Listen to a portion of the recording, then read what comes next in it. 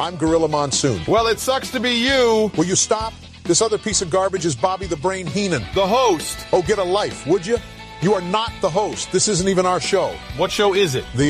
Let me check, the Hot Tag Podcast. Never heard of it. Yeah, well, no one has. Well, who hosts it? I don't know, some guy named Chris. What's his deal? Not really sure, well, he likes Shawn Michaels. Oh, will you stop? What's funny about that? I hope he doesn't lose his smile. No, stop it. This is serious. You mean Syracuse. And welcome to the Hot Tag Podcast.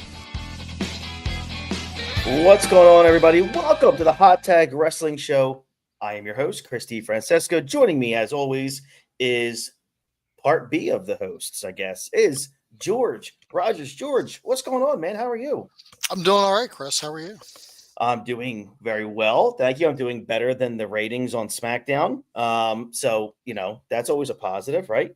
Let's just see here. I'm trying to think of what's coming up here on the show because I was just thinking about, that's right. So in a couple weeks, everyone, in 2 episodes, it will be the 250th episode of the Hot Tag Wrestling Show, a show that Dean said wouldn't get past episode 15. So how about that? So screw you, Dean. This is all strictly in spite of you. That's the only reason why I do this. But yeah, episode 250 is in 2 weeks. And George and I are trying to figure out and hammer down what we want to do. We are going to do a top 10, which is my favorite thing to do. It's a lot of fun. It lets people kind of know more about our tastes, what we like, instead of necessarily breaking down shows and pay-per-views. It gives us a chance to talk about our wrestling fandom. So I always enjoy little top 10s. There's already been a couple ideas floated out there. We'll hammer it down and we'll let everybody know what it's going to be next week. So we're super excited about that. Anything else happening? I don't think so. I mean, we are streaming this live as SmackDown is going on. Not that anyone really apparently is going to be watching it anyway, but nonetheless, a couple things happen. Like the SmackDown rings. I mean, they haven't really been good anyway. I do think a factor in last week was the fact that it was Halloween, because I was out and about doing Halloween shit, just as probably the rest of the country was. Yeah. But either way, if a single holiday affects your ratings, then you're doing something wrong. And under 1 million is bad. That's what shocked me. For the global reach that this company has, under 1 million should be worry territory. For sure. I totally agree. I'll be interested in seeing what this SmackDown's ratings are going to look like. If it's back up to a 1.2, 1.3, then I think we can say, all right, it was a Halloween thing. Yeah. I am gonna say it because I am watching it, because I honestly do prefer SmackDown to Raw, because I do think Raw is a snore. Mm-hmm. Raw is snore, as the kids would say. As the kids would say. It's mainly because I like the action on SmackDown a little better. I am more likely to actually see in-ring action on SmackDown than I am on Raw. Mm-hmm. And which is pretty much all we've had. We've only had just the one promo in the beginning with Cody, just fucking putting everybody to sleep. Then Aleister Black comes out for a challenge. Nick Aldis is like, "Oh, oi, fight!" And that's the main event for the night.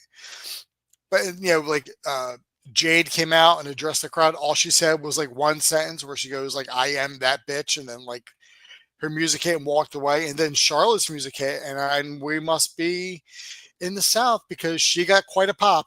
We're in Flair country. We are. And I was wow. And I guess it's because I haven't really been watching too often, but it's wow, Charlotte got a pop. Mm-hmm. And then Charlotte and Jade did a little face off, so that's probably something we're going to see down the road. Yeah. Yep. But a couple other things that's been going on too. I know even though his contract was up, it is kind of crazy over the last 2 months, even the last couple Saturday Night's Main Event. There's been really no mention of Jesse the Body Ventura. I do think that relationship ended poorly.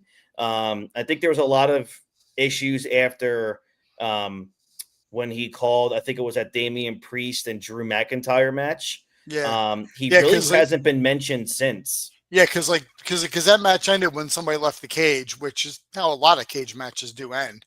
And Jesse was kind of losing his mind, like, "Hey, that's not how cage match is supposed to end." Yeah. And like in my experience with cage matches, that's exclusively how they are supposed to end.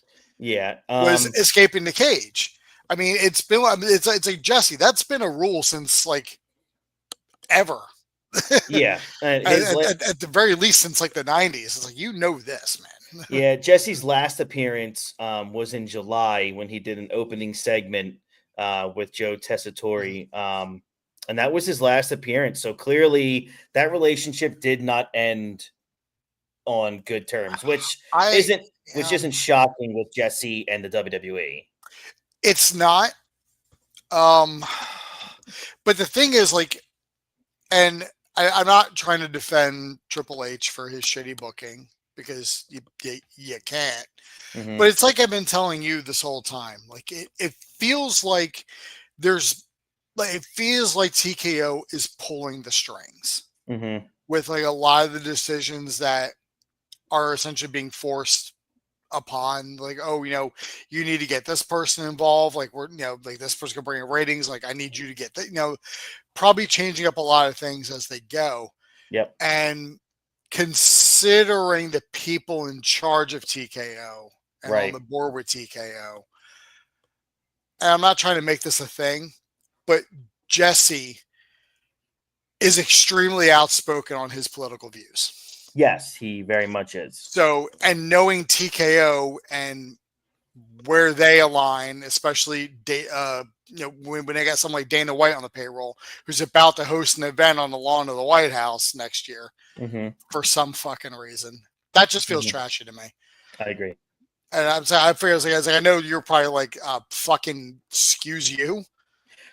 Because it's like, it's like someone's going to be walking out like through the West. It's like, all right, why don't you just drag your ass like a dog at the same time? If you're going to do that. But like knowing who the people are on the board at TKO, Dwayne notwithstanding, because we know he's got probably as little pool as anybody has on the board. It was probably like, don't put this guy on TV. He could say something that, will be whatever. But Jesse's extremely outspoken on everything.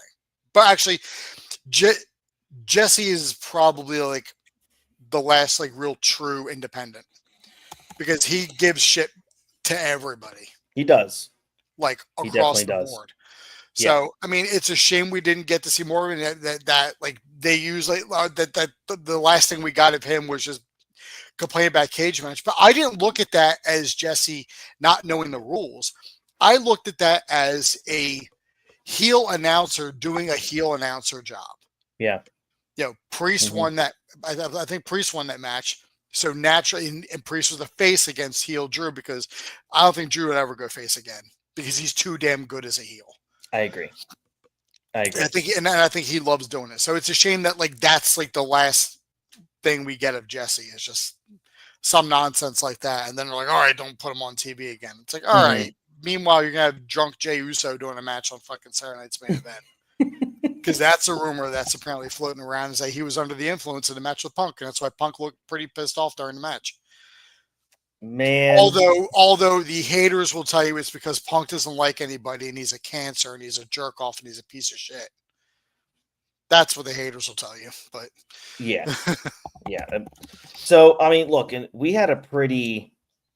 you and I had a pretty spirited conversation last night. Chelsea Green just won the women's U.S. title. Oh, good for her. She's one of the best in the world, man, at what she does. She gets it. She's like female dom. She just gets it. Yeah. And they got her like a line with Ethan Page. It's like, oh my God.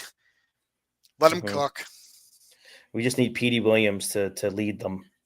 But his little Petey pump. I need the bleach blonde hair. I need the chainmail. So yeah, we had a pretty spirited conversation last night, and we won't take too long because we do want to get into our show.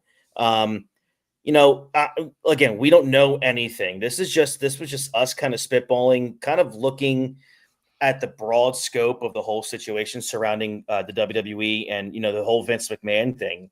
And I think George and I were we kind of came to an agreement. Like we kind of both had the same question or like the same thought process. And it's just simply what's going on with the Vince McMahon Janelle Grant case. Mm-hmm. I think it was really just that because you brought up, and I'll let you cook here, homie. But it raised some questions, and we, not to go down the rabbit hole conspiracy theories, but it kind of makes sense. Chris? Yeah. To me, it's odd because it popped up out of nowhere. And then, we get the tweet, the Twitter retirement from Vince McMahon.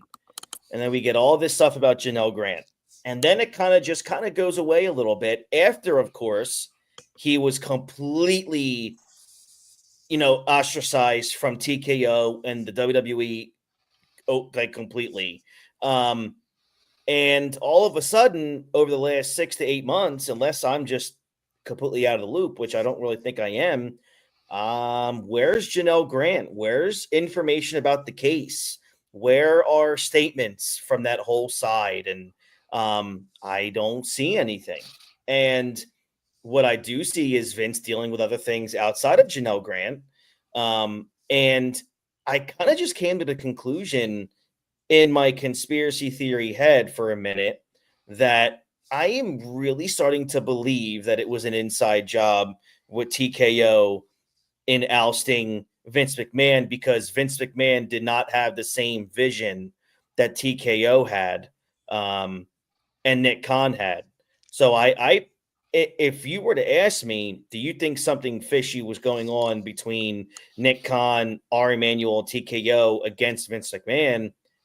I would probably say you're on to something. I would probably, I had this outlandish thought last night, and I was talking through it with George that the way this freaking country and this world works today with the multi-billionaires would not shock me in the least if it came out sometime that TKO paid off Janelle Grant to do what she did as hard as she did to the press to really make it easy for Vince to have to get on out of here.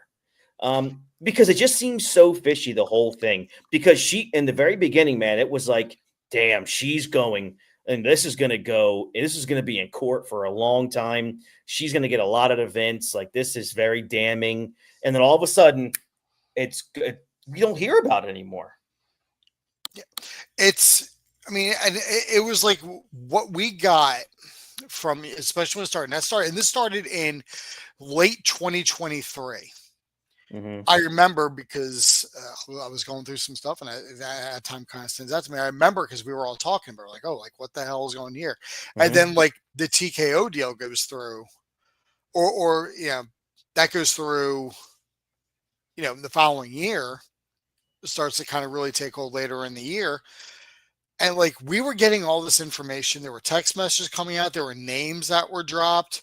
Like Lauren Ice was a name that came out pretty often. Like Brock Lesnar wasn't named, but they said like a former MMA champion who was like also is in WWE. It's like, well, I mean, you're gonna have to kind of narrow that down because that's not like that's just one person. That's a few.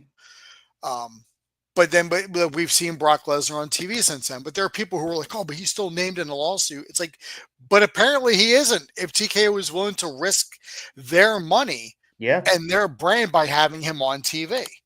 Yeah. So apparently if there was anything with Brock, then there's nothing. But I think it came out something that his name isn't like mentioned in the case at all. But like we know Vince's. But I feel like we were given just enough information to get all of us collectively to turn against Vince McMahon and not fight like, they're going to get rooms again. Finally, get him out. It's time for the Triple H era. Let's go. People have been wanting Vince out for years, and that was the catalyst that got him out. But then, like I was like when you brought it up, and I was thinking about it, I haven't heard anything on that case. Nope. Like at Nothing. all. And and for a while we were getting updates. It felt like every couple of weeks there was something new that was being added. But I feel like we were fed just enough information to where we would all turn against Vince, hate him, so that way when he's ousted from the company, we won't care. And we're like, fine, good, get this scumbag out of here. We'll accept the transition. Let's get moving. Let's get out of this era. But like we know, even like with everything, like yes, Vince didn't pay her, or so it seems. But that wasn't really up for debate. What was up for debate is whether Vince is paying her off using like misappropriated funds. Yeah. Which I think it turned out he wasn't. It was his own money. Yep. Or if they're still looking into that or whatever it is, but we haven't heard anything, and it raises some questions because even like when we saw Vince, Vince had his 80th birthday celebration in August, and like he went to court for something, we don't know what it was. I think it was that car accident, right? Oh, the car accident. Yeah, it might have been for the car accident. But like he's already gone to court for like a car accident that was like recent and not like the Janelle Grant thing. Yeah. And like we haven't heard anything. So it does. So like, yes, are we grasping at straws? Probably. But it just seems so shady. In this day and age. Yeah. And we know how it is with the multi-billionaires, and we know how it is when they're pulling the strings on everything. It's not out of the realm of possibility to think that there were people who knew about the situation with Janelle Grant. Nick Khan no doubt knew about it. Yep. And then just gave the information to TKO. And then they probably went from there, probably like, hey, we'll give you $10 million, and like whatever you want. If you just break your NDA or whatever it is you had and come out and speak out about Vince McMahon. Yeah, man. I'm telling you, it just seemed, and you and I even said it, if it's something that we're thinking about, there's definitely a possibility that something like this can happen. And then we added, and then like you added more on to it yesterday where where it was thought as though Vince McMahon was blackmailed to get out of the company, and now Triple H is set up to be the fall guy for when. No doubt. Yep. Because like, and this is something that you and I had brought up before, like following Triple H over the years, and when you've heard him through interviews and when other people talk about him, the love that he has for the business and the respect, there's no way he's allowing all of this shit to just go on. Yeah. Like he knows what's being said on social media, and him coming out and saying, "Oh, like just enjoy the product and all that." I feel like that's all damage control from TKO. They're telling him, "Hey, if somebody says them, just tell them, just tell them this to enjoy the product," because they know how that's going to make him look. Of course, he's gonna be the asshole. Yeah, and unfortunately, I mean, like, and Triple H is in a position. Yeah, I mean, and we know like he had the heart issue, so he's not going to fight, and he's not going to stress. He's just going to do what he can while he still collects a paycheck. But at the same time, also stop having interviews. I'm kind of tired of hearing you talk. Yeah, you and I were talking about that before, and I thought to myself, dude, you got to stop talk. You have become everything that everyone talks trash about on Tony Khan. Yeah. Like, you need to stop. But it's just and as we said, like after and this is just me trying to guess for the future. After WrestleMania 42, ticket sales are lower than this year's because nothing has come down. Everything is just getting more expensive. So there's no reason to think that WrestleMania tickets are not going to be more expensive than they were last year in the same location. Right. So I think they're not. I think the numbers are going to be lower. And when the numbers are lower, and we see now, we're 3 weeks away from War Games, and not a single match has been announced. Right. So seeing how everything is being booked, and then like and then them coming out and saying, "Oh, there isn't going to be any surprises at the Royal Rumble this year." It's like you are literally setting him up to have WrestleMania be a bomb, and then he'll get ousted next year. Nick Khan will be fully in charge, and then they'll bring in some stupid ass yes man to help with creative who isn't going to know what the fuck he's doing. Yeah, I mean, it just seems like that's the way it's going to be because they're, TKO. They're like, you know what, we have so much money. You don't need a wrestling guy to run this business to come in and make matches, and then you realize how hard it is. And then guys like Triple H, you'll be calling him back if he's not somewhere else. Yeah, Um, because I mean, that's the problem. Who's the easiest guy to scapegoat right now? Vince McMahon's son-in-law. Of course it yeah, is. and the thing of it is, and what they probably don't realize in a situation like this is if you fire Triple H, probably just as solidarity, Shawn will quit. Yeah, probably. Road Dogg will quit. Yeah. Hayes probably won't. Like P.S. Hayes might not stick around because Richard ain't staying around. Pritchard ain't gonna stay around because he knows he's gonna be the next one on the fucking block. No doubt. Like I feel like if they were to get rid of like 3 people that were running it, they would get rid of Triple H, Pritchard, and P.S. Hayes. No, those are the first 3 to go. And then this is where you and I have spoken before. This is where, if you're Tony Khan, you need to start looking at this stuff.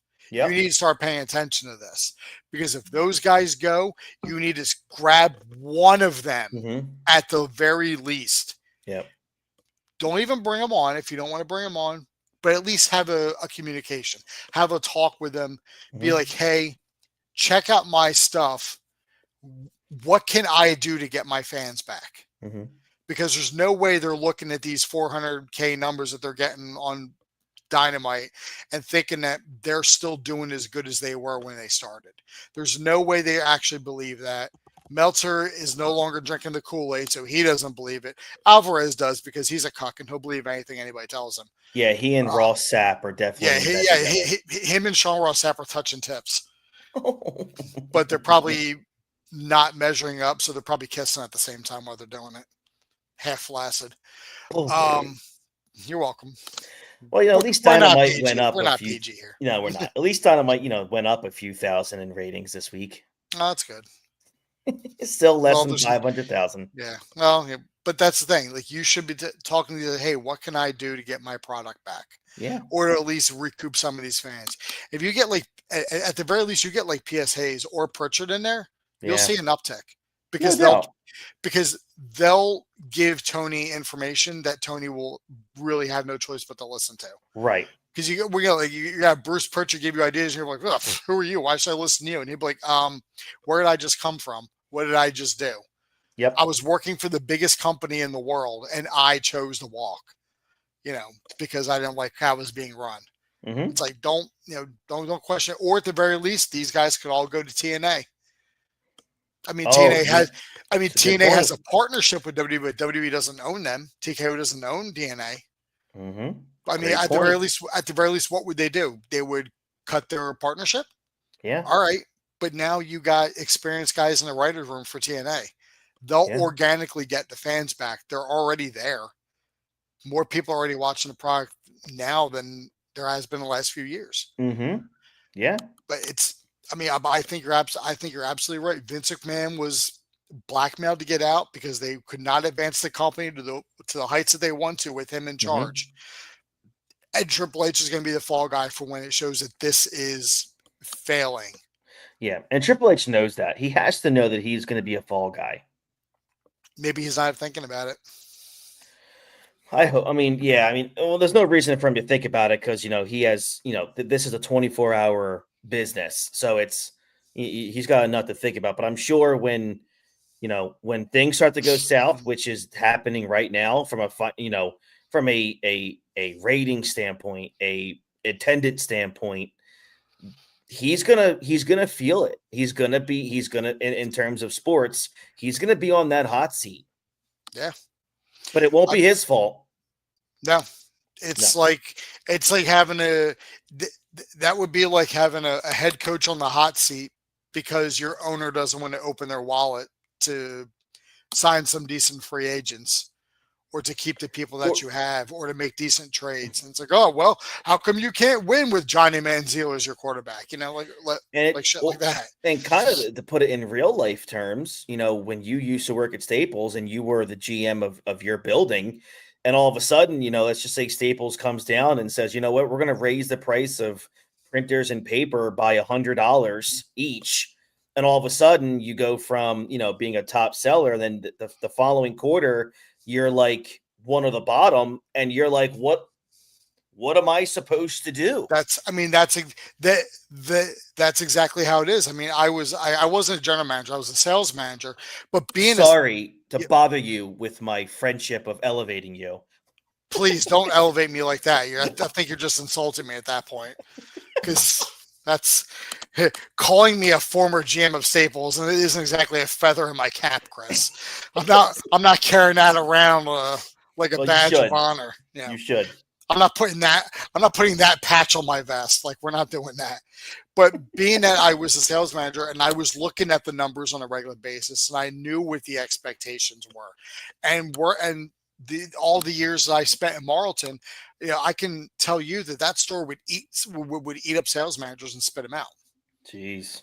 Being that store is the busiest store in South Jersey in terms of volume, in terms of revenue that they bring in. Like, you need to be a top tier sales manager to be in that building and be successful. Because if you ain't hitting those numbers, they will move your ass out into a lower volume store, or they'll ask you to step down. Yeah. Yeah. By the way, I just read something that the other day on the All the Smoke podcast, Cody Rhodes named his Mount Rushmore, and I am embarrassed by it. Is it like Bill Watts? No, it's Wahoo McDaniel, Terry Funk, and Lou Thez or some shit? Because that's probably what he would say. So here's his 4, and you tell me which one of these are not like the other. Oh my God! So obviously Dusty. I'm not going to blame him for naming his dad. Nepotism. So ready for the next 3, and you tell me where you start going crazy. The Rock. Oh, Jesus Christ. Triple H. And John Cena. None of that makes sense.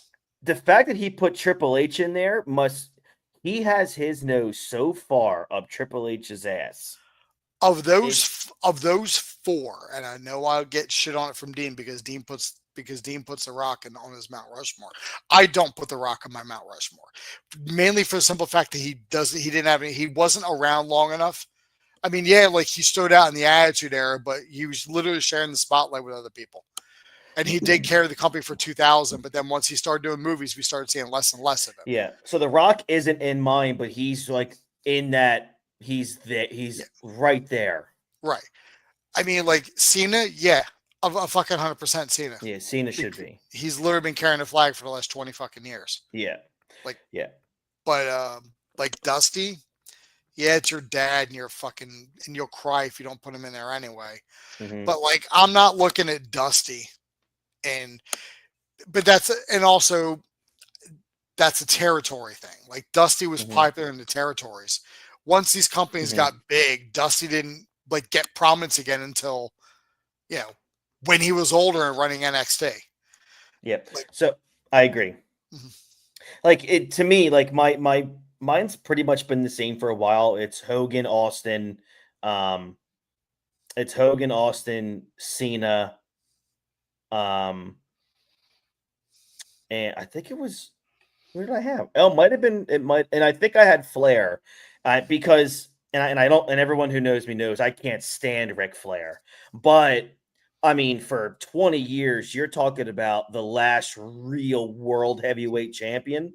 It's Ric Flair. I mean, the dude was wrestling, if there was 400 days in a calendar, he was wrestling 400 days a year.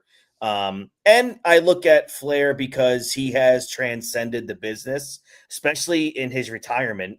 But so many wrestlers that we love he was like that popular phrase that goes around now. I'm your favorite your favorite wrestler's favorite wrestler. Yeah. To me, that tells me your impact in the business. I want to put Shawn Michaels up there, but then people will just call me a shill. In my own personal Mount Rushmore, Shawn Michaels is there. My own personal Mount Rushmore is different than what I think the actual Mount Rushmore is of wrestling. But I could even take out Flair, and I think it's very fair to put Andre the Giant on that list. I mean, Andre's on my Mount Rushmore. I have Andre, Hogan, Austin, and Cena. Yeah, and to me, I think that's unarguable. That you can't argue that. And I put Andre in that for the fact that Andre was the first attraction for wrestling. Yeah, he was. Like Andre's the guy. Like if you just tell people in town, hey, Andre the Giant's coming to town, he's gonna wrestle matches, people are gonna go. Yeah. Mm-hmm. Like the name, like his name had worldwide recognition. Hogan took the company to an entire other echelon with Hulkamania and like WrestleMania and like getting WB to prominence.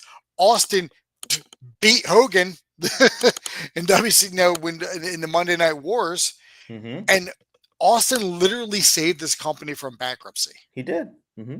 If Austin 316 doesn't go off, this company isn't around. No, they're not.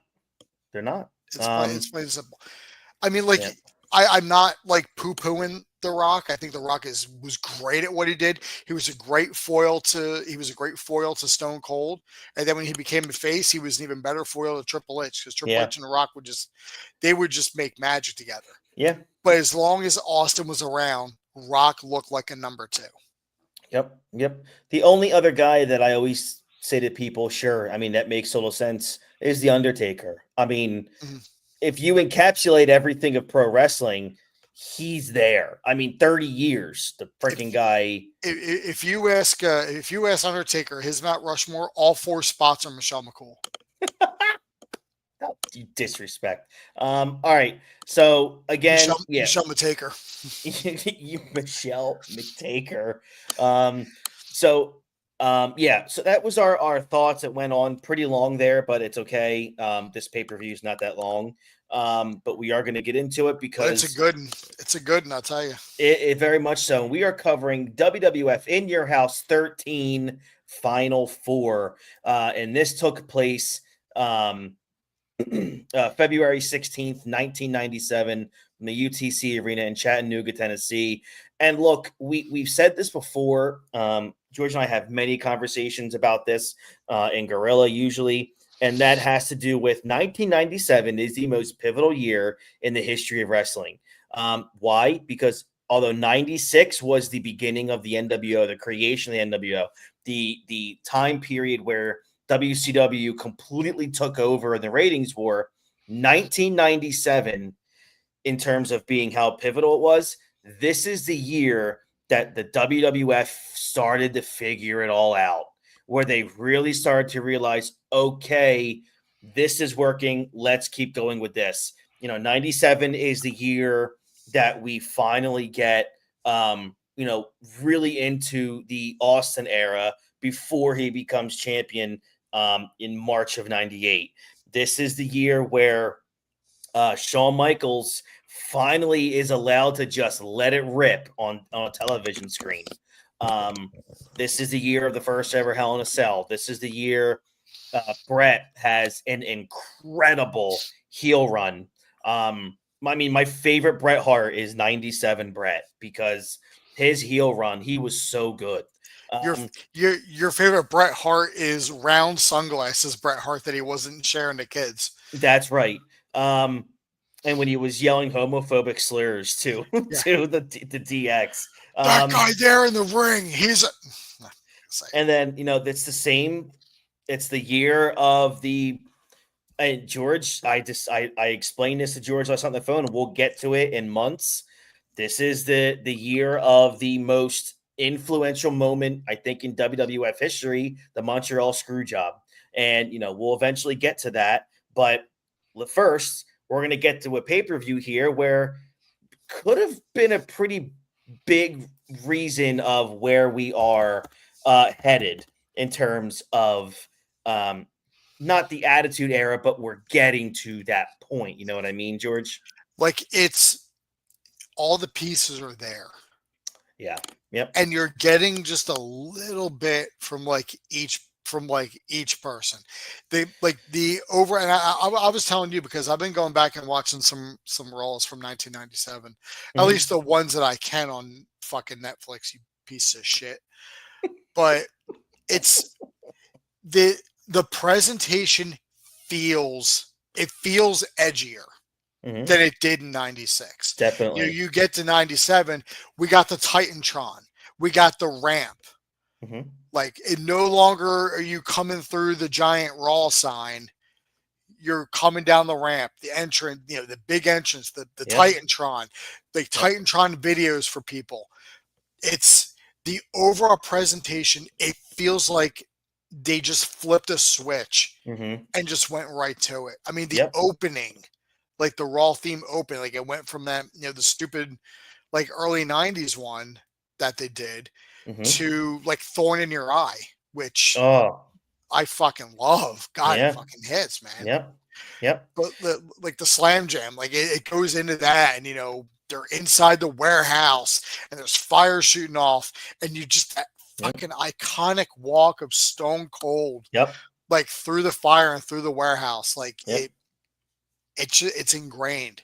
It's like everything. It feels like everything is coming together. No doubt, man. This was one of the most like chaotic and fascinating nights in the company's history to this point. You got Bret Hart, Stone Cold Steve Austin, The Undertaker, Vader, 4 legit heavy hitters. They're thrown into an elimination fight with the vacant WWF Championship on the line because Shawn Michaels had just vacated the title after, obviously, the losing his smile. But again, I don't know if he ever does. But again, this show, like we said, and George just said, is a huge turning point. It sets the tone for the Attitude Era before the Attitude Era had even started. This is arguably one of the most underrated shows of the 1990s. I think it gets forgotten a lot because it has the In Your House moniker. That's the thing. And, again, this wasn't a normal match. This wasn't points, judges, countouts. This was an all-out elimination fight, pinfall or submission to crown the next WWF champion. Or over the top rope. Or over the top rope, yep. And this is off the heels of the controversial ending to the 97 Rumble with Austin. Obviously Michaels vacating the title.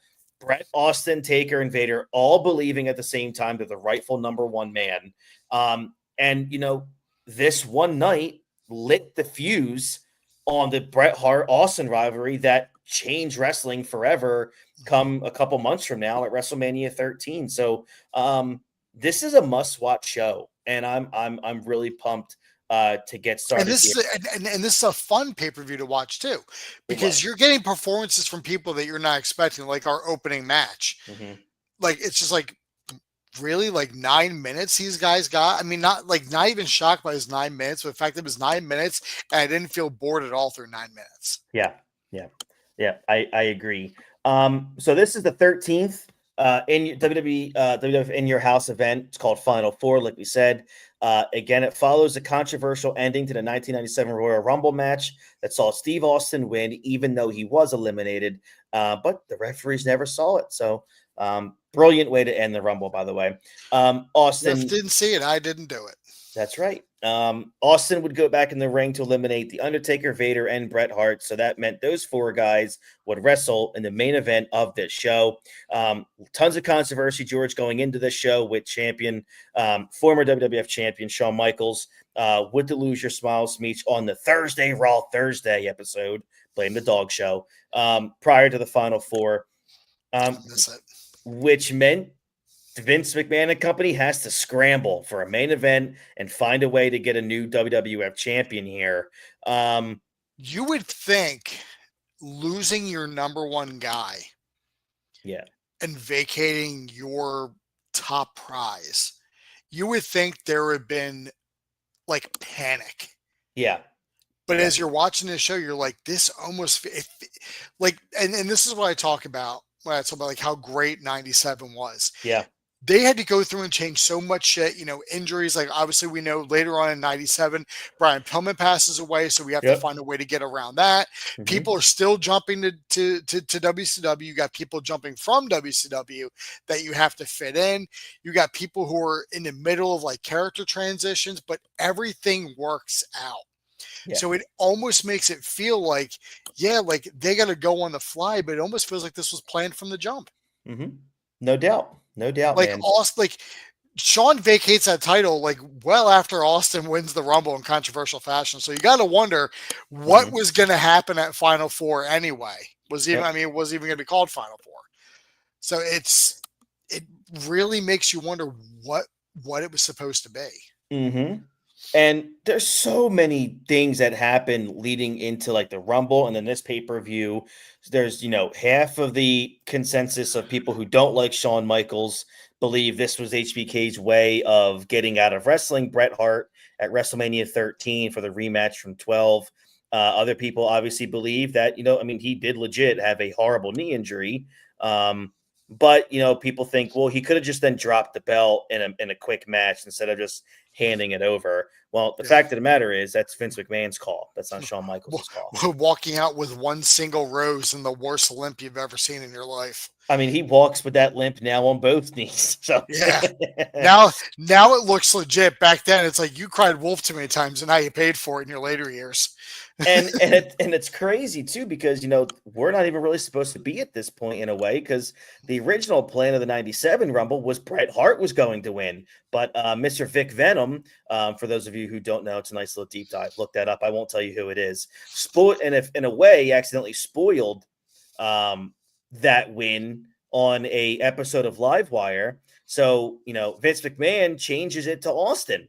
So it was a swerve, bro. That's right. How fucking dare you? So this show did 120,000 pay-per-view buys, which wasn't great by any means, but it was about average for what In Your House pay-per-views did. So let's really get into this one again. February 16th, 1997. The opening video package, easy for me to say, focuses on the WWF Championship. The announced team of Jim Ross and Jerry the King Lawler were at ringside to call the action. Sometimes Vince McMahon was there in this era, but he wasn't on this show. I miss JR and the King, and this show really reaffirmed how much I miss them. Yeah, they were just so great for this period of time through midway, through the Ruthless Aggression era. When I was watching the Raw, I was watching from June of. Or July of '97, and it was Jerry Lawler and his son Brian Christopher against old Polish power Ivan Putski and Scott Putski, and JR just casually throws out he's talking. He's like, King still says he's not his kid, but I don't know. The King hasn't told the truth since the '70s. And for some reason, it just made me laugh because man, I miss it. I mean, it's like JR. It's a King was on commentary, but JR still getting those little jabs in. I love the jabs. Yeah. So the first match here is Mark Marrow with Sable versus Leif Cassidy. This opener is a very mid-card 1997 WWF energy, solid work, clean execution, but obviously nothing that pushes a story forward. The main takeaway here is that Sable is getting way more crowd reaction than anything in the ring. And to even point out the fact that at this point, Sable's wearing less and less clothing as she's getting to the ring. Like I said, there's a little more of that edge factor. It's little things. Over on the other show, we got Woman and Miss Liz and Deb, but they're not Sable. No, this is the early rumblings of Sable becoming a megastar. I mean, even here, she's already overshadowing Mark Marrow, who, by the way, I don't care what anybody says. I know he's a punchline a lot of the 90s. I always enjoyed a Mark Marrow match. I really did. Mark Marrow just, unfortunately, nobody knew what to do with him. I agree. Yeah. I mean, they would know what to do with him now. In the Ruthless Aggression era, he would have been a fucking stud. I think so too. Yeah. His style would have worked. Yeah. But yeah, I also think the match went too long a little bit. I mean, 9.5 minutes for Leif Cassidy is not my cup of tea. But again, like you said, it was 9.5 minutes, but I wasn't bored at all. Yeah. Not once was I bored. It was almost like they took the idea that WCW had with, hey, let's open our pay-per-views with Johnny B. Bad, and they're like, well, it worked for them, but the match did exactly what opening matches are supposed to do. It got the crowd hot, it got them excited for the rest of the event, and that's why. And then having Sable out there definitely helped. Although, and I told you this in Gorilla when I was watching it. Yeah. Like we all like fawned over Sable, but and I don't mean to like sound misogynistic or sexist or anything like that, but it's like she was just a pair of tits. Mm-hmm. But like, because when you see her like when she's not wearing the sunglasses, it's like you are like a biker bar's like number one. Mm-hmm. It's like you're a 10 in a biker bar, and a regular bar, you're a hard 6. It's like it's like because her face always looked like old. Like older, like she's that chick who goes to like pig roasts, and everybody likes her because she's wearing like, and everybody likes her because she's wearing like a white tank top with no bra. You know. Yes. Speaking from experience, you know how many fucking backwoods pig roasts I went to growing up? I don't want to know. Too many. Too many. If you knew my dad, it would all make sense. So that's why I say I know a trashy biker woman when I see one. Oh man, for those of you who want to really see all about that, just go watch Sold Out 97. So and then watch Hog Wild 96. Oh, even better. Nation of Domination, which is Farouk, Crush, and Savio Vega versus Ahmed Johnson. We had a 3-on-1 elimination match here. Such a weird like grouping for the Nation of Domination. Like, thank God they got better. Thank God, yes. And like, not saying that it's bad here, because Farouk, like Farouk Ron Simmons, like he got to shine on a mic, which he never got to do in WCW. Right. And we got to see that it's like, wow, all right, this dude is like the package. And like Clarence Mason's just bullshit out there. Like D-Lo's in his soup, but nobody knows who D-Lo is yet. Yep. And but like you got this pairing of Crush and Savio Vega and PG-13 for some fucking reason. Yeah, and man. It's weird. It's like once they oust Savio and Crush, and they bring in Rocky Maivia and Kama Mustafa and D-Lo, it's like, and Mark Henry later. It's like, man, like this was it. This was the fucking group. But no disrespect to Crush or Savio. Love them both, especially Savio. Oh, sorry, I thought you were done there. This is WWF, I think, leaning into the chaos of Ahmed versus the Nation. This feud was messy. It was wild, violent for that time. All because of Ahmed. That's right. That's it. I do think Ahmed eliminating Savio and Crush before chasing Farouk obviously fits the story. The match wasn't about, you were not going to expect any kind of technical prowess here.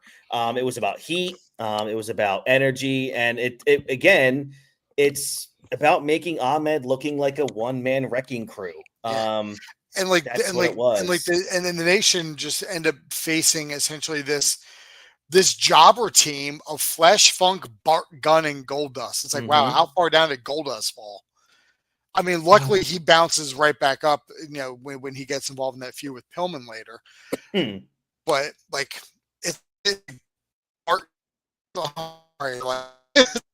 they're literally just facing people that Farouk beat like the last 3 weeks in a row. Oh yeah, yeah. You're so right. Let's the next match here is look, it's crazy watching this now, because it's like, damn, in 2 years, just less than 2 years, where these guys are gonna be. WWF Intercontinental title, Rocky Maivia versus Hunter Hearst Helmsley. It's just wild, George, to look back knowing literally what, like, just for The Rock in a year, what's coming in a year for this guy. And for and even Triple H, not even what's coming in a year for him, what's coming for him in like the next 6 months. Yeah. Yeah. I mean, because in 97, in June, he's going to win the King of the Ring. He's going to have a hell of a feud with Mankind going into the summer. Yep. And then he joins up with Shawn in DX. And then it's just from there. He did that and just never looked back. Oh yeah. Look, Drew interfered, like I said. But again, this is two future, Mount Rushmore guys, but here they're both still just young versions of who they're going to become. I thought the match was fine. It's early heel Triple H. It's babyface rookie, Rocky Maivia. Look, the moment that matters more than the action is this is the first IC defense of IC title defense of The Rock's career. But I thought it was pretty decent. It went 12 and a half minutes. I thought it was a really good Raw match, but it was cool to see, again, In Your House isn't a main pay-per-view. So again, this match fits perfectly for this card, but it's more or less you're watching this match and being like, damn, I remember watching this in 97 and being like, wow, we got in on the ground level here. Like we really did with these two. What did you think of the match? It was great to see. It's even better knowing where these guys are going to go. Mm-hmm. It's great to kind of see, rough around the edges before they really get polished. And the really cool thing is the moment that kind of changes everything in a way is after the match. A fan. Am I looking at the wrong thing? I think I'm looking at the wrong thing. I apologize. You ding dong. No, we do get the debut of China here, which is, gigantic. The fact that, again, you're looking at the beginning of The Rock and Triple H here, but you're also seeing the debut of arguably the greatest woman in the history of the industry. One of them, obviously. How important she was over the next 5 years is insane. So George, not just do we get the Final Four, the big main event, we get the debut of China here. Yeah, this is huge. Mm-hmm. This is a big fucking moment. And it kind of makes it better because up until this point, Triple H was coming out with a different, fine looking lady on a weekly basis. Now he's got this Amazon in his corner and nobody knows what to make of her. Yep. Because she doesn't look like any other valet we've had in the past. Nope. Not I don't mean this in a bad way, but gosh, she was a beast back in this moment. But up until this point, the most you were getting from your female managers was a shoe being used or a cup of coffee being thrown, or just a light distraction of the referee. With China, you got to worry about her getting in the ring and smashing your face. No doubt. And we know what the future holds with China. We know where this is going to go for her. Yeah. And it's she literally becomes a force to be reckoned with. Yeah. Big time, man. Then we get the next match here, which is shockingly a lot of fun to watch. WWF Tag Team Championships are on the line. Good, man. Owen Hart and British Bulldog versus, Doug Furnas and Phil LaFon. I fucking love Furnas and LaFon. Dude, don't even get me going, man. I'm telling everyone right now, don't let just those four names, make you completely disinterested or steer you away from this. If you're going to watch the show, please definitely watch this match, man. This was 10 and a half minutes. It was a fun tag team match, dude. Just because you don't know the name Doug Furnas and you don't know Philip LaFon, don't worry about that as I don't know who these guys are. Right. These guys were legit. Mm-hmm. But this and also falls into it's a matter of timing. Vince had no idea what to do with these guys. Nope, nothing. I had no idea. Yeah. It's Phil LaFon was Canadian, so it's maybe if Doug Furnas was Canadian, he would just merge them into the Hart Foundation somehow. But these guys, and even I would do something like Doug Furnas and LaFon, because I'd always forget, and then I watch the matches. I'm like, fuck, these guys were clean. Yep, very. They made Bulldog look good. Oh, and that is a tall task. Mm-hmm. But I thought this was a very competitive match between two good teams. Obviously, Owen and Davey are a very excellent heel duo together. And then you got Furnace and LaFon, who are just technically sound, but no charisma. It sucks that the fans just weren't into this match. But still, I thought it was a lot of fun, dude. I really enjoyed this. Like we were at a time where and we're still at a time now where there were where there's no managers, but like Furnace and LaFon would have benefited from like a Heenan or like a 97 Paulie Dangerous. I mean, yeah, he's over in he's over in ECW at this point, but like all they needed was just like someone to talk for them. Yeah, that's it. Like, that's it, and they would have had it. Totally agree, no doubt. If they had a mouthpiece with them, they could have done really well.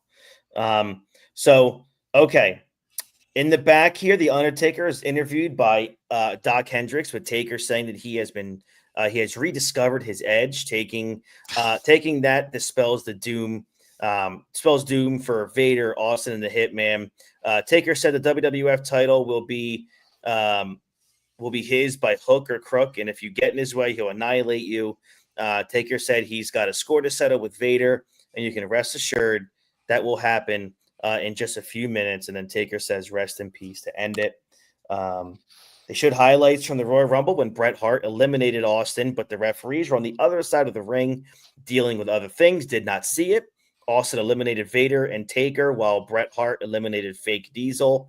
Austin flipped Bret out of the ring to eliminate him to win the match. WWF Gorilla Monsoon was in ring with the WWF title as Howard Finkel did the introductions for the main event.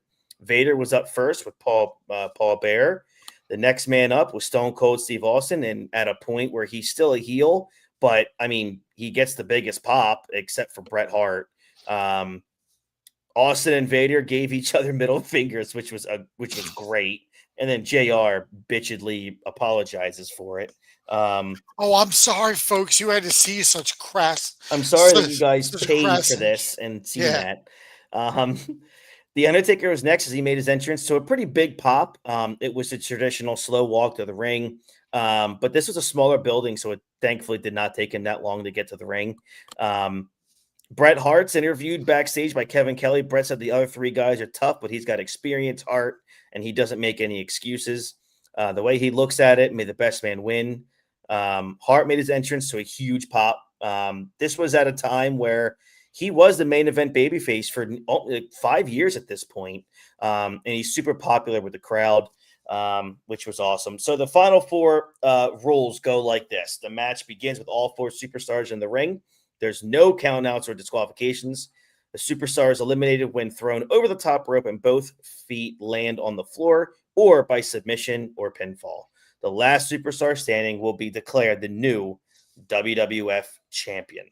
Kind of crazy to look at like the ages of the guys in the ring. Vader was 42 here. Bret was 39. Austin was 32. And yes, the Undertaker was 31. He's the baby in the group. He really, really is. This match goes. How long did it go here? 24 minutes. Got it. Yeah. This match goes 24 minutes. The Undertaker is the final man eliminated by Bret the Hitman Hart. The winner and new WWF champ is Bret. Dude, this was. I mean, is it okay if I say 5 stars? You can say that. I thought it was incredible. It was chaotic at times, but I mean, you have Austin, who's a brawler. You have Vader, who's a maniac and not a wrestler. So I look at it like it's going to be chaotic with some of those guys in the ring. I enjoyed the heck out of it. This was like you have 4 different styles with these guys. You got the technical prowess of Bret. You got like typical big man refrigerator nonsense from Vader. Taker's got his big man moves, and you got a brawler in Austin. Mm-hmm. It's like, but somehow it worked, and like nothing felt clunky or out of place. Yeah, totally agree. Vader was incredible in this match. It was probably his best match in the WWF. Yeah. Bret was great as always. Austin obviously was the centerpiece of the match in a lot of ways. Taker delivered. They all just had great chemistry. The last 5 minutes is when they started doing the eliminations. They were a ton of fun, and I thought it was all booked incredibly well for a fatal 4-way, 4 different styles. Plus, we had Sid screaming in the back, watching it on a monitor because he's mad he's not in the match. Yeah, that's true too. And I will say it was a unique match, George, that WWF hadn't done before, and I don't think they've done it since. Not with like over the top rules, Right? Not with the we've over the had top rules. we've had like the fatal 4-way eliminations, but yeah. not with like an over the top stipulation as well. Yeah. So Bret Hart celebrates with the WWF title. I think it was his 4th time. Yeah, his 4th time winning the championship. Yep. There's a commercial plugging WrestleMania 13 coming to Coliseum Home Video on May 6th. Not sure why in this show you're plugging WrestleMania 13 Coliseum Video. Yeah, not sure why you're shilling for something that's not going to come out for another 6 months. Yep. Bret's celebration continued as Psycho Sid makes his entrance. Sid gets in the ring for a stare down with Bret since they had a WWF title match on Raw the next night. Sid talking to Bret as the show goes to an end. What's even crazy, everyone, is if you can find the next night on Raw, watch it. Bret Hart loses the WWF title to Psycho Sid, thanks mainly to the actions of Steve Austin. In the steel cage, right? That's right. Yep. After Austin hit Bret with a chair shot that the ref never saw, Sid hits Hart with a powerbomb to win the title. Also gave birth to a very incredible Bret Hart off-camera promo, which people can definitely find on YouTube. So definitely check that out. George, you're out of a 10. What are you giving this show? This was I'm gonna give this like a 7.5. Okay. This is a solid this is probably up until now, this is the best in your house pay-per-view we've had. Yeah. I'm going to sit at a 7, like 7.5 as well. I mean, look, it was overall, I know we gloat over the Furnace and LaFon and Owen and Bulldog, but it was a 1-match show. Yeah. But that's okay though, because that main event was absolutely incredible. You get, Vader bleeding a gusher because his face comes off. Oh my God, like half of his fucking face is red in this match. I know.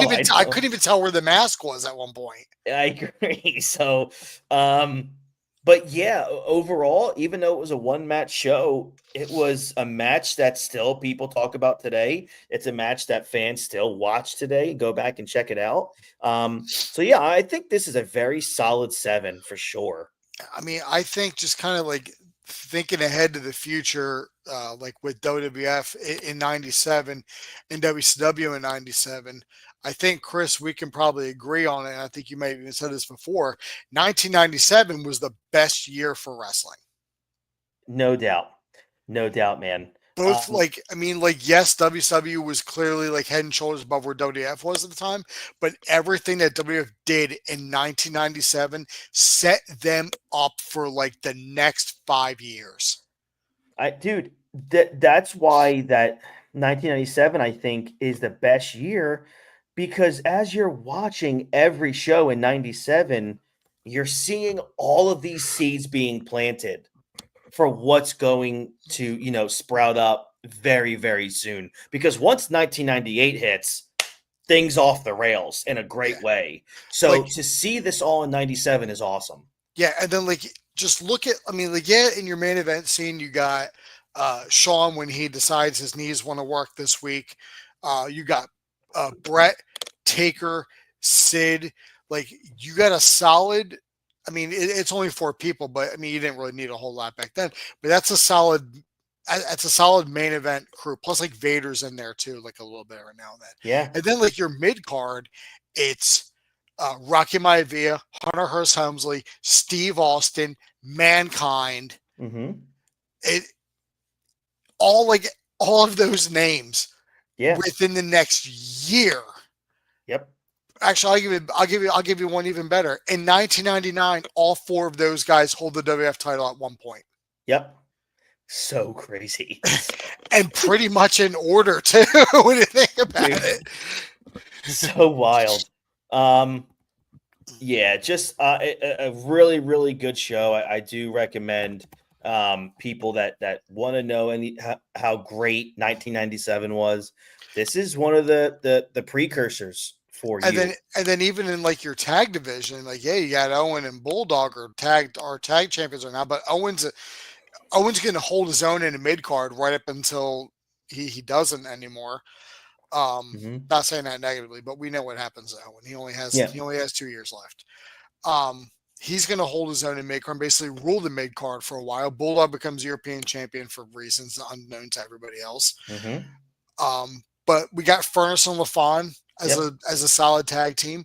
The Godwins actually do work great together. LOD is about to come back to WWF. They got the Headbangers. Like, tag teams are forming. Yes. And then we know later on in the year, we're going to get DOA. We're going to get Los Boricuas. Like, it's not like saying much here, but that rivalry between the two of them was hot in the summer.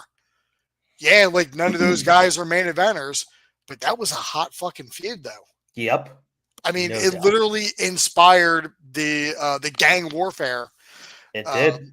Pay-per-view like event that they were always talking about. It's like, gang warfare. It's like, yeah, well, that's why. But like 97 is just it's like the year where just everything came together. Yep. And it's why, like Vince always says, hey, it's a marathon, it's not a sprint. Because 96 was shit. It was, yes, it was. It was shit. It's insane that the company was even in business. But it felt like once we got to the end of 96 and we get that Austin and Bret match at Survivor Series, I feel like after that, Vince saw dollar signs. Vince knew exactly what to do and where to go. It's clear on the direction of rest of 97, and that's what he saw. All right, so that is In Your House Final Four, everybody. Next week, we will be covering WCW Super Brawl 7, which took place February 23rd in 1997 at George and I's favorite venue, the Cow Palace. The fucking Cow Palace, baby! I cannot wait. By the way, people don't even know. You losers don't even know about the fucking Cow Palace. Nope. Fucking bums. Next week's episode. Keep Madison Square Garden. I'll be at the Cow Palace with distinguished folk. Damn right. And next week, the episode is just going to be called Cow Palace. Cow Palace. Just out of respect. Cow Palace Part 1. That's right. For those of you who don't know, that main event featured Hollywood Hulk Hogan coming in as a champion, going up against Rowdy Piper, which was a singles match for the WCW World Heavyweight title. We also have Lex Luger and the Giant going up against the Outsiders, Chris Benoit versus the Taskmaster, Eddie Guerrero against Chris Jericho. Take my pants off for that match. You should. DDP against Buff Bagwell. Keeping them on for that match. You definitely should, yeah. But overall, actually, I enjoyed this show, except for obviously the ending, but that was just status quo for WCW. But still, this show felt big, and we'll talk about that next week. Excited to talk about it. Lastly, huge happy birthday shout out to one of my favorite all-time wrestling announcers. Today's Tony Schiavone's birthday. So happy birthday to Tony Schiavone. For those of you who don't know or listen to WHW, the What Happened When podcast, definitely check that out anywhere you listen to podcasts. I like to go all the way back to like the first 2 years of the podcast where he covers some of the best pay-per-views of WCW. And boy, it's just the best. Like, it's so much fun to listen to. So yeah, happy birthday, Tony Schiavone. Hopefully you end up back in WWF one day, or WWE one day. That would be great. But still, love you anyway. You're the man. So George, what do you guys got coming up on the Multiverse Movie Podcast? I know you had Tanuki Talk this weekend. What do you guys got coming up? We got what we just did, V for Vendetta, for this week. Yes. Yep. Which, by the way, is coming back to theaters next year, so that's pretty cool. That's gonna be amazing for its 20th anniversary. Mm-hmm. That's gonna be pretty cool. We got a Tanuki Talk. We got a top 10 come for the Tanuki Talk. Not telling anybody what it is yet. Mm-hmm. You'll find out when we do it. And then like rounding out, and then right after that, I believe we're going right back into good old Station 007 and doing, That's right. And doing Goldeneye. Yeah. Which, Chris, that's an episode you will be on if you're available. Yes, I was approached by Dean to do this episode, and I directed him to my agent. They're hammering out the details as we speak. I firmly believe my calendar is open. If it's not, it will be open because we are going to be talking Goldeneye, and I will pretty much, I won't even if we have to do this on Thanksgiving night, I'll make it happen to talk Goldeneye. You can count me in on that. So excited! I love being on that show with you guys. It's an honor. Very much looking forward to it. So yeah, anywhere you guys listen to podcasts, the Multiverse Movie Podcast is spectacular. It's been going on for 8 years now. 5 years. I thought you've been doing the show longer than 5 years. No, we started in 2020. We started during the pandemic. Okay, so you guys are going on 6 years, which is awesome. Yep. So 6 years, that's amazing. In 2 weeks on this show, episode number 250 for the hot tag. We don't know what we're doing yet. It's going to be a top 10. We will let you guys know next week what that show is going to be. So we're looking forward to that. So thank you guys so very much for listening in. If you're on YouTube, like, subscribe, and of course, ring the bell when to get notified when we're going to go live again. Thank you guys so very much, George. Thank you. I hope everybody has a great rest of their week. We'll catch you all down the road. Have a great one, everybody. Take care. Bye-bye.